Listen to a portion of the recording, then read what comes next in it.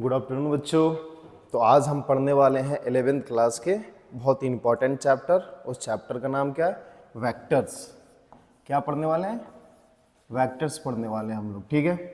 Vectors पढ़ने से पहले ये क्या होता है हम सब जानेंगे इस चैप्टर में। पूरी चैप्टर हम लोग पढ़ेंगे यहाँ पे, ठीक है। देखो, सबसे पहले हम पढ़ते हैं वेक्टर। वेक्टर को पढ़ने से पहले हम पढ़ते हैं थोड़ी सी इसके कहानी के बारे में कि वेक्टर हमें ज़रूरत क्यों पड़ी, ठीक है। देखो, सबसे पहली बात, अगर मैं इस यहाँ पे बात करूँ 5, तो आप इसके मतलब क्या समझते हैं? 5 से आप क्या समझते हैं? कुछ भी नहीं समझते हैं। 5 को समझने के लिए कोई ना कोई यहाँ पे यूनिट चाहिए। समझ में बात आई? अगर मान लो मैं लिख दूँ 5n, इट मीन्स ये कौन से फिजिक्स की क्वांटिटी है? न्यूटन है। बिकॉज ऐसा यूनिट ऑफ फोर्स क्या होता है? न्यूटन। तो दैट इज ये क्या हो जाएगा? फोर्स हो जाएगा। समझ में आना?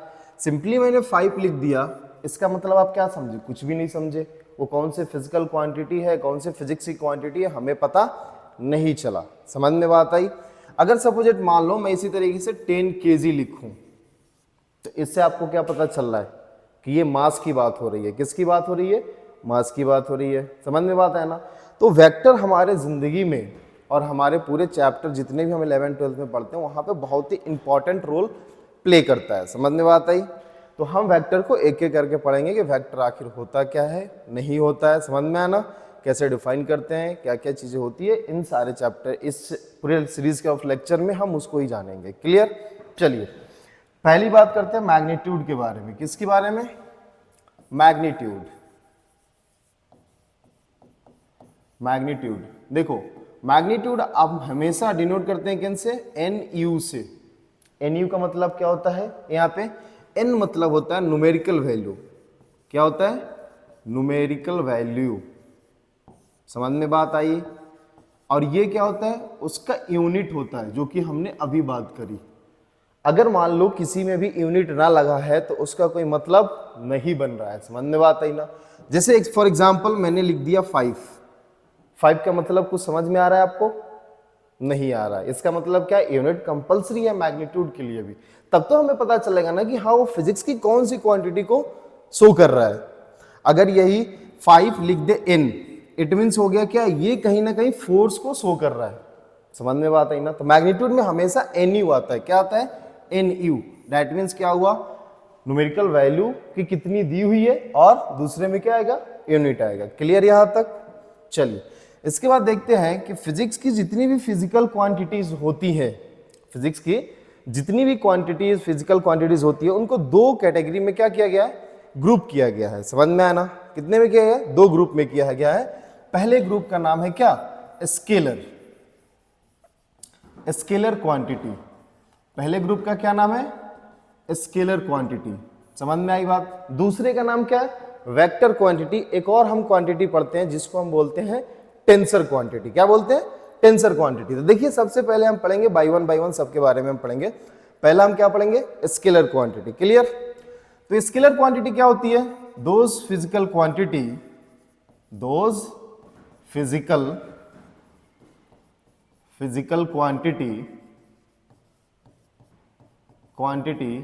which have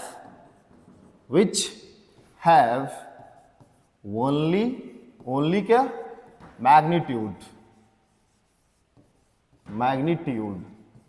जिसके पास सिर्फ और सिर्फ क्या होती है? मैग्नीट्यूड होती है, उसे हम बोलते हैं क्या? Scalar quantity. समझ में आना? स्केलर क्वांटिटी बोलते हैं। स्केलर क्वांटिटी को डिफाइन करने के लिए हमें सिर्फ और सिर्फ किसके बारे में जानना है? मैग्नीट्यूड के बारे में जानना है। क्लियर ना? हमें डायरेक्शन के बारे में कोई भी चीज इसमें पता नहीं चलता है। सिर्फ और सिर्फ हमें किसके बारे में चलता है? मैग्नीट्यूड के बारे में। समझ में आना? दूसरा इसमें क्या पॉइंट मैं लिख सकता हूं? Direction not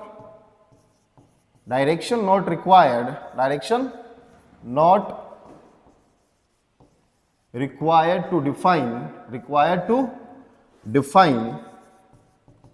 define a scalar quantity। Direction की जरूरत हमें नहीं पड़ती है किसमें? स्केलर क्वांटिटी को डिफाइन करने के लिए। सिर्फ स्केलर क्वांटिटी में क्या जरूरत पड़ती है? सिर्फ और सिर्फ मैग्नीट्यूड जरूरत पड़ती है। मैग्नीट्यूड पता चल गया तो हम क्या बोल देते हैं कि वो स्केलर क्वांटिटी होती है। क्लियर? कोई भी फिजिक्स की क्वांटिटी होगी उसमें अगर सिर्फ और सिर्फ मैग्नीट्यूड हमें दिया है तो that physical quantity is known as क्या, स्केलर क्वांटिटी। कोई दिक्कत यहां तक? चलिए उसके बाद हम क्या पढ़ते हैं, स्केलर। नोट में बहुत इंपॉर्टेंट पॉइंट है, आप ध्यान में रखेंगे इसको। Scalar can be, scalar can be negative, positive and क्या, zero. Scalar can be negative, positive and zero, तीनों में से कोई भी हो सकता है। समझ में आना? नेक्स्ट एग्जांपल क्या क्या है स्केलर क्वांटिटीज के? सबसे पहला time, time is a scalar quantity. दूसरा क्या हो जाएगा आपका, distance is a scalar quantity. समझ में आना? उसके बाद क्या आ जाएगा, speed is a scalar quantity. उसके बाद क्या आ जाएगा, work is a scalar quantity. उसके बाद क्या आ जाएगा, energy is a scalar quantity. बहुत सारे हैं ATC, लिखते रह जाएंगे, आपकी कॉपी खत्म हो जाएगी, बट ये खत्म नहीं होगा। क्लियर? तो स्केलर क्वांटिटी में हम इतने चीजें देखते हैं। समझ में आना? तो स्केलर क्वांटिटी किसे बोलेंगे, those physical quantity which have only magnitude, सिर्फ और सिर्फ मैग्नीट्यूड होगा। समझ में आना? डायरेक्शन के बारे में कोई भी वहां पे इंफॉर्मेशन नहीं दी होगी, या कोई भी स्केलर क्वांटिटी को डिफाइन करने के लिए हमें डायरेक्शन की जरूरत नहीं पड़ती है। सिर्फ किसकी जरूरत पड़ती है, सिर्फ और सिर्फ जरूरत पड़ती है मैग्नीट्यूड की। किसकी जरूरत पड़ती है, सिर्फ मैग्नीट्यूड की। क्लियर यहां तक? चलिए इसके बाद हम देखते हैं किसके बारे में, वेक्टर के बारे में। किसके बारे में, वेक्टर क्वांटिटी के बारे में। यहां पे बात हम करेंगे किसके बारे में, वेक्टर क्वांटिटी के बारे में। बताइए वेक्टर क्वांटिटी क्या होता है? देखो सिंपल सी बात है, वेक्टर क्वांटिटी वो क्वांटिटी हो जिसके पास क्या होती है, डायरेक्शन प्लस मैग्नीट्यूड। आप लोग यहीं तक पढ़ के छोड़ देते हैं, लेकिन एक लाइन इसमें ऐड करना सबसे ज्यादा जरूरी होता है। समझ में आना? अगर ये लाइन आप ऐड नहीं करते हैं ना तो एक नया क्वांटिटी बनाता है जिसको हम बोलते हैं टेंसर क्वांटिटी। क्लियर? अब देखो कौन सी वो लाइन है, वो लाइन ये है कि वेक्टर क्वांटिटी के पास तो बोथ होगा, दोनों होंगे। बोथ मतलब magnitude and direction, magnitude and क्या होगा, डायरेक्शन होगा। ये दोनों तो होगा ही होगा, साथ में स्टार बना के पॉइंट लिख लेना भाई। क्या कर लेना, स्टार बना के पॉइंट लिख लेना साथ में। ये बहुत इंपॉर्टेंट पॉइंट है। ऑलवेज द क्या, ऑलवेज द क्या, वेक्टर्स लॉ। ऑलवेज द क्या, वेक्टर्स लॉ। अब वेक्टर्स लॉ क्या क्या है, ब्रैकेट में यहां पे एडिशन, एडिशन एंड क्या, सब्सट्रैक्शन। इसको ये फॉलो करनी चाहिए तभी जाके होगा, उसको बोलेंगे क्या, वेक्टर क्वांटिटी। अगर इसको फॉलो नहीं कर रहा है वेक्टर्स लॉ को तो ये वेक्टर क्वांटिटी नहीं होती है। तो वही एक नया क्वांटिटी बनाता है जिसे हम बोलते क्या है, टेंसर क्वांटिटी। कोई दिक्कत यहां तक? तो वेक्टर क्वांटिटी को डिफाइन करने के लिए दोनों चीजें चाहिए।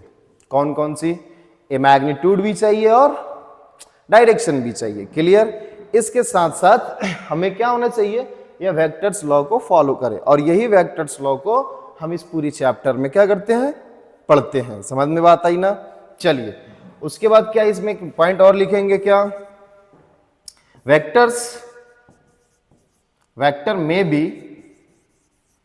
भी क्या, पॉजिटिव, निगेटिव एंड जीरो। ये भी निगेटिव हो सकता है, पॉजिटिव हो सकता है और क्या हो सकता है, जीरो हो सकता है। कौन सी, वेक्टर क्वांटिटी। क्लियर? अब देखिए यहां पे एग्जांपल्स में क्या क्या आएंगी वेक्टर क्वांटिटी के लिए। एग्जांपल्स में आ जाएंगे आपका डिस्प्लेसमेंट, डिस्प्लेसमेंट, ठीक है। उसके बाद क्या आएगी, वेलोसिटी। उसके बाद क्या आएगी, एक्सेलरेशन। समझ में आना? उसके बाद क्या आ जाएगा, फोर्स। बहुत सारी चीजें आ जाएंगी। समझ में आना? ETC। कॉपी आपकी खत्म हो जाएगी बट एग्जाम्पल खत्म नहीं होगा। जहां भी डायरेक्शन की बात कर देगा वहां पे क्या हो जाएगा, वेक्टर क्वांटिटी हो जाएगा। लेकिन इंपॉर्टेंट पॉइंट यहां पे ये है कि जब भी आप वेक्टर की बात करोगे ना तो एक चीज ध्यान में रखना। क्या ध्यान में रखना है आपको, this one line, vectors law. समझ में आना? वेक्टर्स लॉ फॉलो करता है वही कहलाता है क्या, वेक्टर क्वांटिटी।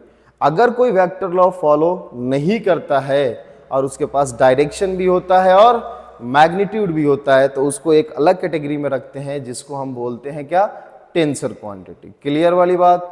चलिए देखते हैं अब थर्ड वाला भी देख लेते हैं यहीं पे, that is called tensor quantity. क्या बोलते हैं उसको, बोलते हैं tensor quantity, tensor quantity.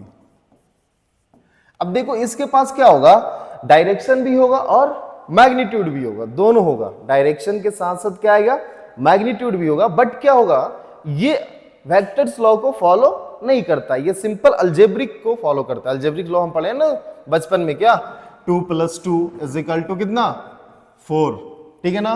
2 - 2, 2 - 0 = what 2। तो ये सब क्या है, अलजेब्रिक सम है, या अलजेब्रिक बोले तो अलजेब्रिक लॉ है, समझ में आना। तो इसको ये फॉलो करता है। लाइक एग्जांपल, इस पॉइंट को देखो, यहां से करंट आ रही है और इधर निकल गई। मान लो यहां से कितना आ रही है, 10 एम्पियर आ रही है, इधर चली गई कितना 3 एम्पियर और इधर चली गई 7 एम्पियर। कोई दिक्कत वाली बात यहां तक नहीं। तो इस नोड पे जब तुम लगाओगे तो देख क्या होता है, इसको बोलते हैं नोड या जंक्शन। क्या बोलते हैं, नोड या जंक्शन। देखो इन दोनों का सम आ रहा है कि नहीं, तो कैसा सम है, जस्ट अलजेब्रिक सम है ना। इन दोनों का आप सम करोगे तो क्या सम है, 10 = क्या कर रहे हो आप, 3 + 7 कर रहे हो ना, = 10 आ रहा है। तो ये जो आपने किया, ये क्या किया, अलजेब्रिक सम किया ना, वेक्टर सम है क्या। अभी आप जान लो ये वेक्टर सम तो नहीं है, वेक्टर सम कुछ और है, समझ में आना, जो कि हम बाद में देखेंगे। ये वेक्टर सम तो नहीं है, जो आप बचपन से करते आ रहे हो वही सम है, दैट इज कॉल्ड अलजेब्रिक सम। तो ये तो वेक्टर लॉ को फॉलो नहीं किया ना यहाँ पे। बट देखो यहाँ पे क्या दिया, यहां से इधर आ रही है तो डायरेक्शन आया ना, कि हाँ करंट इधर ही जा रही है, समझ में आया। और क्या दिया यहाँ पे, मैग्नीट्यूड दे दिया। क्या दे दिया, मैग्नीट्यूड। तो देख मैग्नीट्यूड भी है और डायरेक्शन भी है। तो अगर आप बचपन में जो पढ़ते आ रहे हो कि जिस भी क्वांटिटी के पास मैग्नीट्यूड है और डायरेक्शन है तो उसको हम वेक्टर बोल देंगे, तो वो यहां पे गलत हो जाएगा। तो इलेक्ट्रिक करंट क्या है फिर, वेक्टर क्वांटिटी तो है नहीं, समझ में आना। तो ये चीजें ध्यान में रखनी है कि वही क्वांटिटी वेक्टर क्वांटिटी होगी जो जिसके पास, तो ये तो कंपलसरी है ना कि जिसके पास मैग्नीट्यूड और क्या होना चाहिए, डायरेक्शन होना चाहिए, बट उसके साथ साथ वो वेक्टर लॉ को क्या करे, फॉलो करे। क्लियर वाली बात। चलिए देखते हैं यहाँ पे, तो इसको क्या बोलते हैं, tensor quantity, those physical quantity, those physical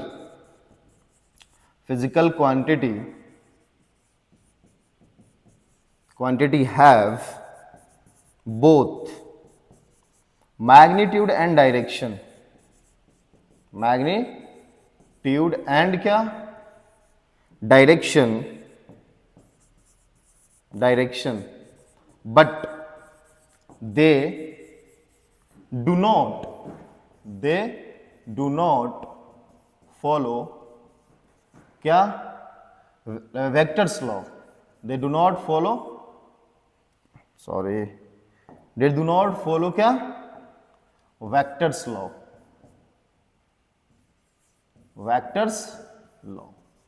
ये वेक्टर्स लॉ को फॉलो नहीं करता है, ठीक है ना। तो इसको बोलते हैं क्या, टेंसर क्वांटिटी,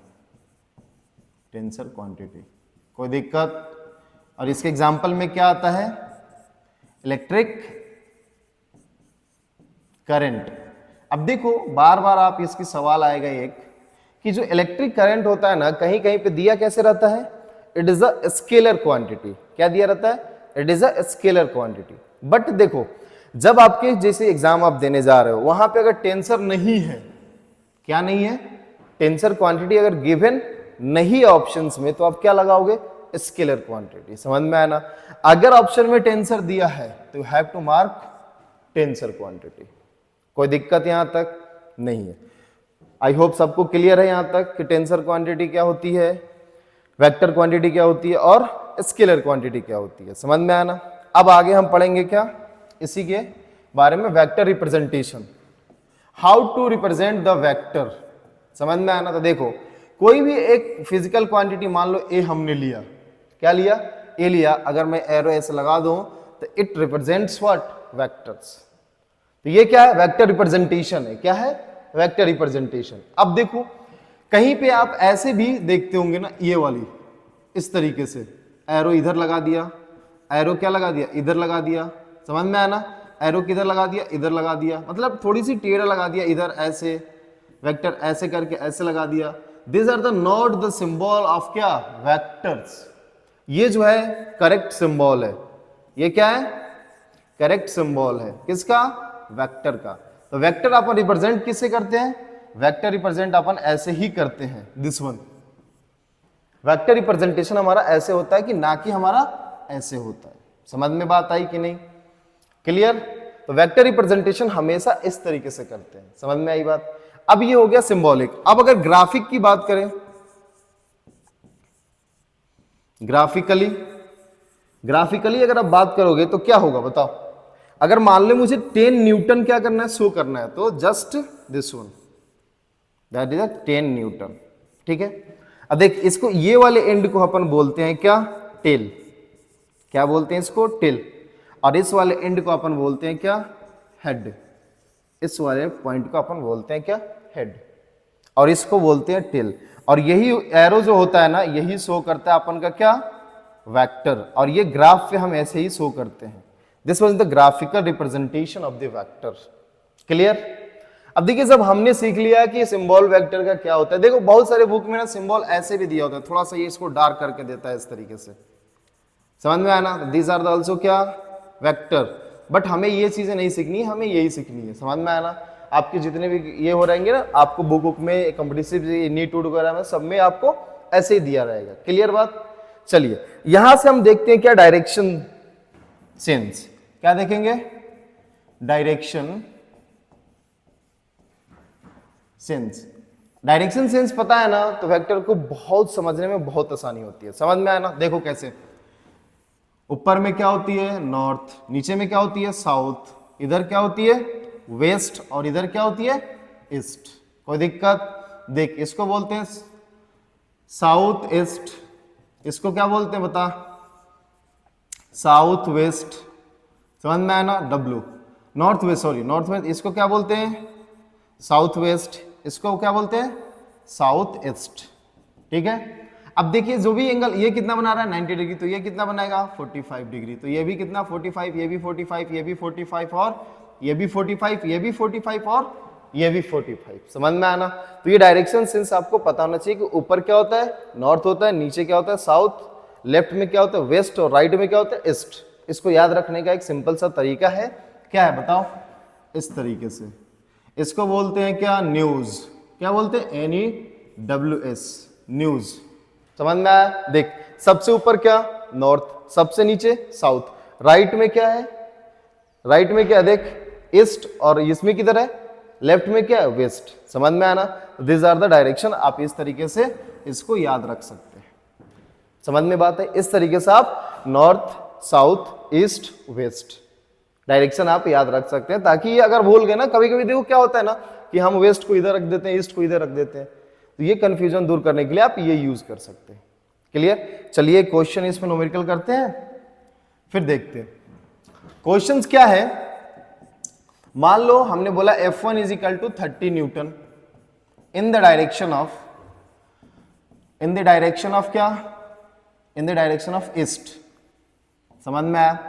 देख मान ले फिर हमने बोल दिया F2 इज इक्वल टू कितना, 10 न्यूटन इन साउथ, नॉर्थ ईस्ट के डायरेक्शन में।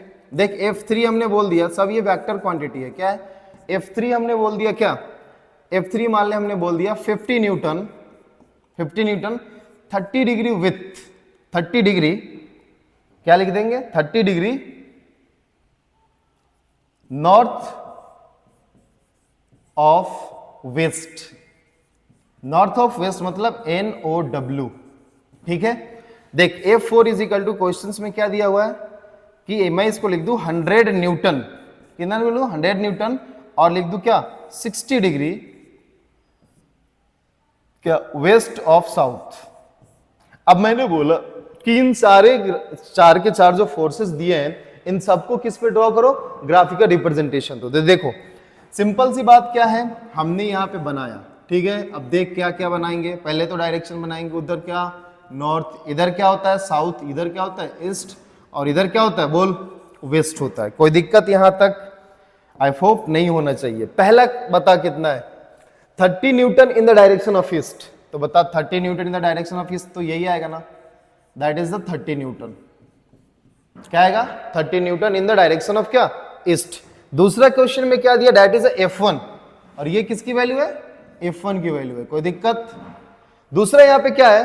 10 Newton in the north east के डायरेक्शन में, तो बता 10 न्यूटन जो आएगा कहीं यहां पे आएगा नॉर्थ और ईस्ट के डायरेक्शन में, F2 इज इक्वल टू कितना? 10 न्यूटन। कोई दिक्कत नहीं है ना? अब बता F3, अब यहां पे क्लियर करने की बात है कि 30 डिग्री विद द क्या? North of west.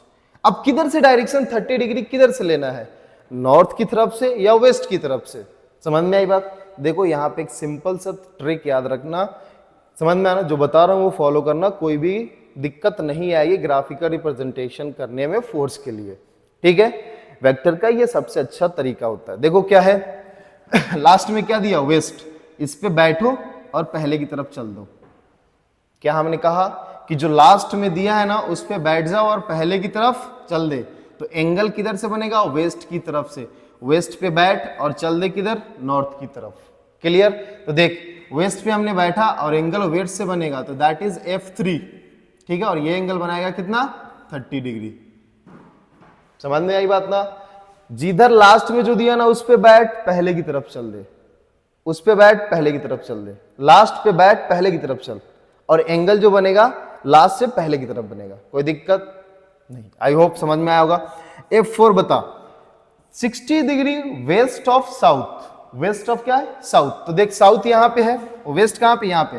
तो किसे बोला? देख लास्ट में क्या है? साउथ। तो साउथ पे बैठना और जाना किधर है? वेस्ट की तरफ। तो ये बनाएगा अपन का क्या? F4, और ये एंगल बनाएगा कितना? 60 डिग्री। क्या बनाएगा? 60 डिग्री बनाएगा। कोई दिक्कत वाली बात यहां तक? आई होप सबको ये क्लियर हुआ होगा, समझ में आई बात? चलिए एक और इस पे हम न्यूमेरिकल करते हैं, फिर देखते हैं। देख क्वेश्चन है, मान ले F1 इज इक्वल टू दिया है कितना? ये सब वेक्टर क्वांटिटी है, ठीक है ना? F1 इज इक्वल टू दिया 30 डिग्री नॉर्थ ऑफ ईस्ट, समझ में आया ना? मान ले F2 दिया है कितना? 45 डिग्री क्या? North of west. मान ले F3 दिया है कितना? 15 डिग्री क्या? West of south. मान ले F4 दिया है कितना?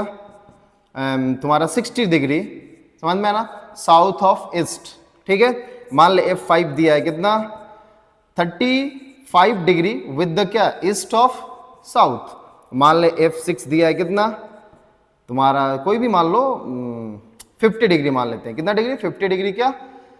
साउथ ईस्ट हो गया, वेस्ट साउथ हो गया, उसके बाद क्या कुछ बचा है क्या? हाँ ले लेते हैं क्या? West of north. इस तरीके से क्वेश्चंस दिए हुए हैं। चलिए इसको बनाते हैं। इस क्वेश्चन को हम क्या बनाते हैं? ग्राफिकल रिप्रेजेंटेशन देते हैं। तो बताओ ये क्या हुआ हमारा? ये हो गया सिंस डायरेक्शन। अब डायरेक्शन में बता ये क्या होता है? नॉर्थ, और ये क्या होता है? साउथ, और ये होता है वेस्ट, और ये क्या होता है? ईस्ट। कोई दिक्कत? आई होप यहां तक आपको सारी क्लियर बातें होंगी। देखो अब पहला क्या दिया? 30 degree north to east, north of east. तो बाद में क्या है? ईस्ट है, ईस्ट पे बैठो और किधर जाना है? नॉर्थ की तरफ। तो बता ये ईस्ट है, तो ये बनाएगा कितना डिग्री? 30 degree angle. किसके साथ बना रहा है? F1। किसके साथ बनाएगा? ईस्ट के साथ बनाएगा, बिकॉज लास्ट में क्या है? ईस्ट। ईस्ट पे बैठ, पहले की तरफ चल। जो बाद में दिया उस पे बैठो और किधर चलो? पहले की तरफ। देख क्या दिया? वेस्ट टू क्या दिया? नॉर्थ। वेस्ट यहाँ पे 45 डिग्री बनाएगा, नॉर्थ की तरफ चल, तो ये एंगल बनाएगा कितना? F2, और ये कितना बनाएगा? 45 डिग्री। कोई दिक्कत? देख F3 क्या है? 15 डिग्री वेस्ट टू क्या? Sorry south of west. तो साउथ की तरफ से चलेगा, तो साउथ यहाँ पे है, और यहाँ पे कितना बनाएगा बोल? 15 डिग्री। और ये क्या है? F3, that is F3। F4 बता कितना है? 60 degree south of east. South यहाँ पे है, ईस्ट कहाँ पे? यहाँ पे। तो ये एंगल बनाएगा इस तरीके से कितना? F4, और ये एंगल बनाएगा 60 डिग्री। कितना डिग्री बनाएगा? 60 डिग्री बनाएगा। क्लियर? उसके बाद देख F5। F5 कितना है? 35। कितना है? 35 डिग्री। कहां से? South of east. तो साउथ से कहां तक जाएगा? ईस्ट की तरफ जाएगा। यहां मैं दूसरी कलर यूज कर ले रहा हूं ताकि आपको समझ में आए। कितना? 35। तो मान लिया साउथ है, साउथ से कहां गया? ईस्ट की तरफ। तो ये साउथ, और यहां से 35 डिग्री पे जाएगा F5, और ये एंगल कितना बनाएगा? 35 डिग्री। कोई दिक्कत? अब देख ये 6 में कितना है? 50 डिग्री नॉर्थ ऑफ वेस्ट। तो नॉर्थ से वेस्ट की तरफ आओगे तो कितना डिग्री बनाएगा, ये बनाएगा आपका 50 डिग्री, और ये होगा क्या, F6। इस तरीके से वेक्टर रिप्रेजेंटेशन करते हैं। किसी भी आपको फोर्स दिया हुआ उसको ग्राफिकल डायरेक्शन सेंस में देना है, तो इस तरीके से करेंगे। इसमें क्या है, जब भी आप ये करोगे ना तो सबसे इंपॉर्टेंट बात जो याद रखनी है, बाद वाले पे बैठो, पहले की तरफ चल दो। मान लो कि साउथ ऑफ वेस्ट दिया है तो वेस्ट पे बैठो और किधर चल दो, साउथ की तरफ चल दो। क्लियर? आज की क्लास में इतना ही। कल हम लोग फिर इसमें पढ़ेंगे क्या, angle between the parallel vectors, कैसे कैसे हम एंगल्स निकालते हैं। क्लियर? Thank you.